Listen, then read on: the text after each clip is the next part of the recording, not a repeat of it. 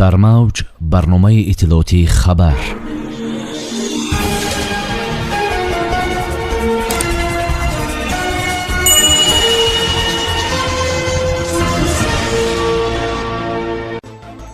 баъди дастури Рустами Эмомалӣ шаҳрдорӣ роҳи ҷалби ҷавонон ба Артишро пайдо кард. кӯмаки Кумитаи давлатии амнияти миллии Тоҷикистон ба Қирғизистон барои боздошти ҷинояткор Ҷенго. тағйироти кадрӣ дар ҳизби халқии демократии Тоҷикистон дар вилояти Суғд.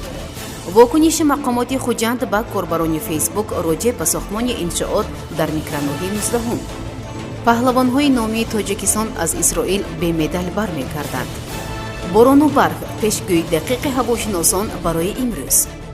бо шарҳи пурраи хабарҳо бо шумо ҳастам Маниса Тамулоева. салом.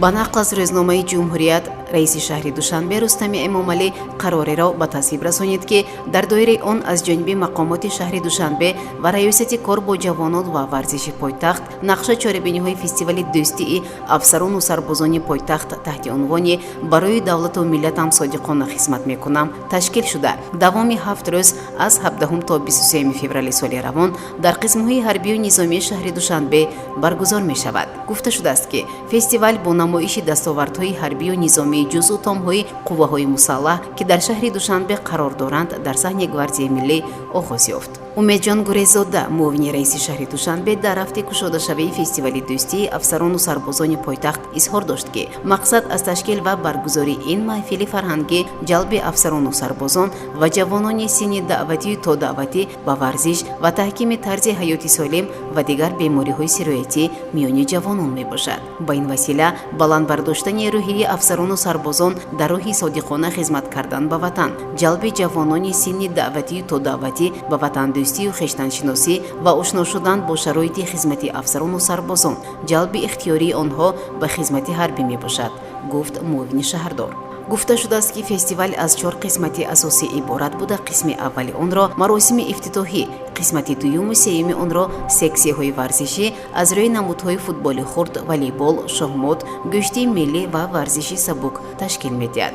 давриниҳои фестивал бо барномаи рангини фарҳангӣ дар доираи фестивали гулчини сурудҳои ватандӯстонаи суруди сарбоз бо ҷоизасупории дастаҳои ғолиб анҷом мешавад.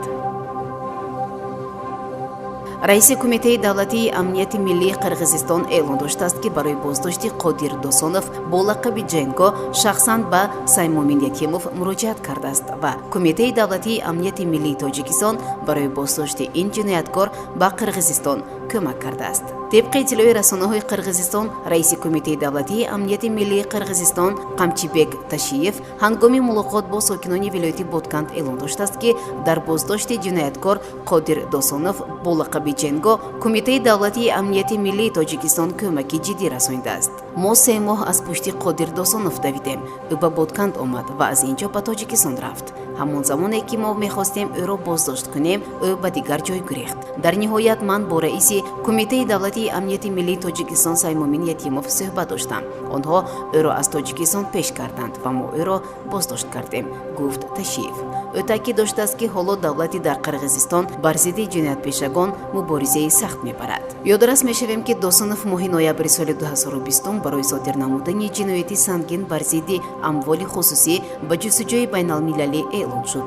баъди боздошт маълум шуд ки Досонов боз ба содир кардани як ҷинояти дигар муттаҳам мешавад ва нисбати ӯ боз як парвандаи дигар бо моддаи 215 кодекси ҷинои Қирғизистон, яъне қонуни гардонии пулшӯӣ, даромадҳои бо роҳи ҷиноят ба даст оварда боз шудааст. дар вилояти Суғд маҷлиси ҳисоботии Кумитаи иҷроияи ҳизби халқии демократии Тоҷикистон дар вилояти Суғд баргузор гардид.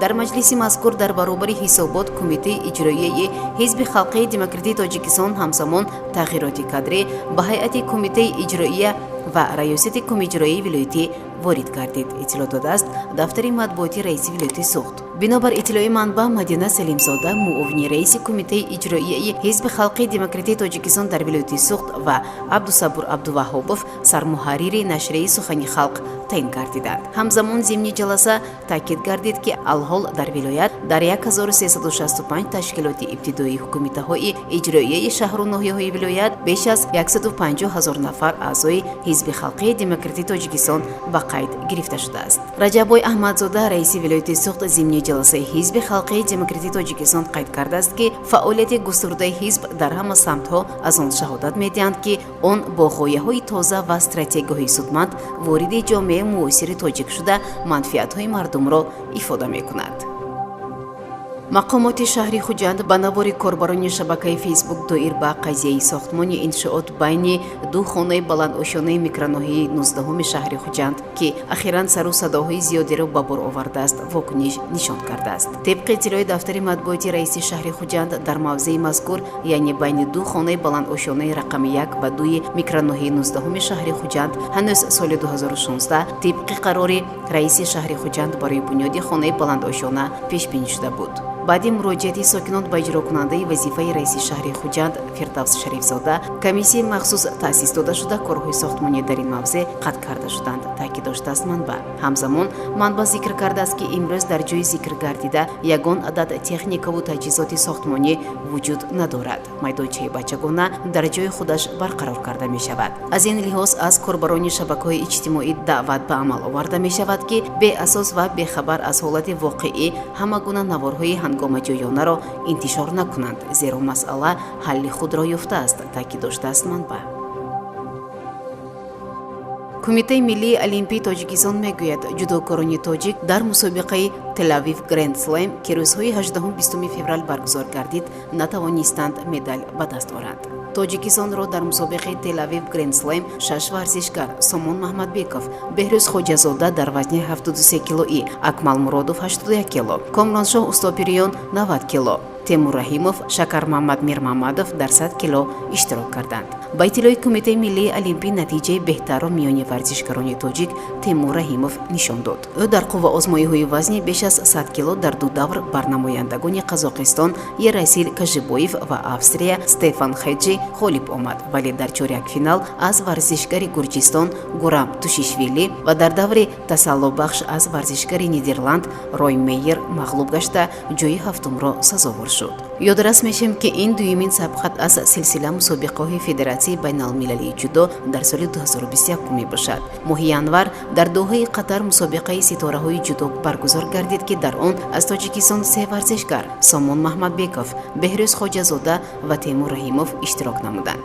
натиҷаи беҳтарро дар ин мусобиқа низ Темур Раҳимов нишон дод ки дар вазни беш аз 100 кило ҷои панҷумро ишғол кард. кумитаи миллии олимпӣ хотиррасон кард ки Сомон Маҳмадбеков, Беҳрӯз Хоҷазода, Комроншоҳ Устопириён, Темур Раҳимов ва Шакар Маҳмад Мирмаҳмадов аз дастгирии мӯлавии олимпии кумитаи миллии олимпии Тоҷикистон бархӯрдоранд ва барои ба даст овардани роҳхати олимпӣ талош мекунанд.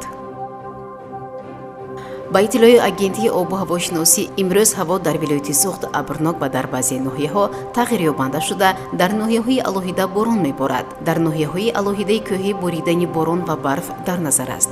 шамол аз самти ғарб бо суръати 3-8 метр дар як сония мевазад. ҳаво дар водиҳо шабона 1-6 дараҷа ва рӯзона 6-11 дараҷа гарм мешавад. дар ноҳияҳои кӯҳӣ ҳаво шабона аз 3 дараҷа хунук то 2 дараҷа гарм ва рӯзона 1-6 дараҷа гарм мешавад. дар вилояти Хатлон ҳаво абрнок ва дар баъзе ноҳияҳо тағйир ёбанда шуда дар ноҳияҳои алоҳида борон меборад. дар шаҳру ноҳияҳои тобеи марказ ҳаво абрнок ва дар баъзе ноҳияҳо тағйир ёбанда шуда дар водиҳо борон меборад. дар ноҳияҳои алоҳидаи кӯҳӣ бориши борон ва барф ба амал меояд. дар шаҳри Душанбе ҳаво тағйир ёбанда шуда дар баъзе ҳолатҳо борон меборад. шамол аз самти ғарб бо суръати 3-8 метр дар як сония мевазад. ҳаво шабона 4-6 дараҷа ва рӯзона 14-16 дараҷа гарм мешавад. сомиёни азиз, ин буд барномаи иттилоотии хабар. то барномаи дигар шоди пирӯз бошед. хайр. барномаи иттилоотии хабар аз рӯйдодҳои Тоҷикистон, минтақа ва ҷаҳон огоҳ бош.